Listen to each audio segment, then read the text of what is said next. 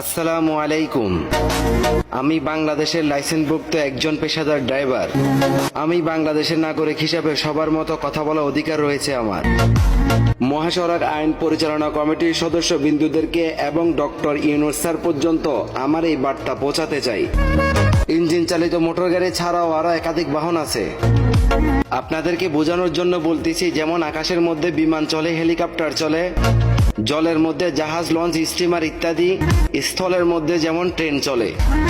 আমি জানতে চাই, একজন বিমান চালকের হাতে যখন দুর্ঘটনা ঘটে, সেখানে বিমান ক্র্যাশ হয়ে যখন শতাধিক মানুষ মারা যায়, তখন তো কেউ কখনো বিমান চালককে দোষী করে নাই, তাকে ঘাতক বলে নাই, এবং কি লক্ষ্য করবেন, তার নামে কিন্তু কোনো মামলাও হয় নাই। জাস্ট একটা দুর্ঘটনা।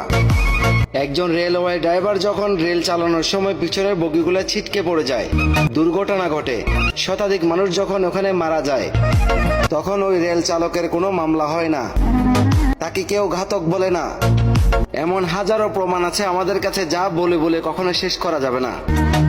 আর আমরা যখন মহাসড়কে গাড়ি চালাই, ব্রেক ফেল হয়ে দুর্ঘটনা ঘটলে কিংবা চাকা বাস্ট হয়ে দুর্ঘটনা ঘটলে, সড়ক ব্যবস্থা ভালো না থাকার কারণে দুর্ঘটনা ঘটলে, ড্রাইভারদেরকে কি বলা হয়? ঘাতক। বিমান চালক, ট্রেন চালকের হাতে যদি দুর্ঘটনা ঘটার পরও যদি তাদের নামে মামলা না হয়, আমরা তো তাদেরই মতো একজন পেশাদার ড্রাইভার, লাইসেন্সভুক্ত ড্রাইভার, তাহলে আমাদের নামে কেন মামলা হবে? আমি জানতে চাই, আইন যদি সবার জন্য সমান হয়, তাহলে আমাদের জন্য আইন কেন ভিন্ন হয়? নির্যাতিত মোটর শ্রমিক ড্রাইভারদের উদ্দেশ্যে কিছু বলতে চাই। এই ভিডিওটা সর্বোচ্চ শেয়ার করে ডক্টর ইউনূস স্যার পর্যন্ত পৌঁছানোর দায়িত্ব কিন্তু আপনার।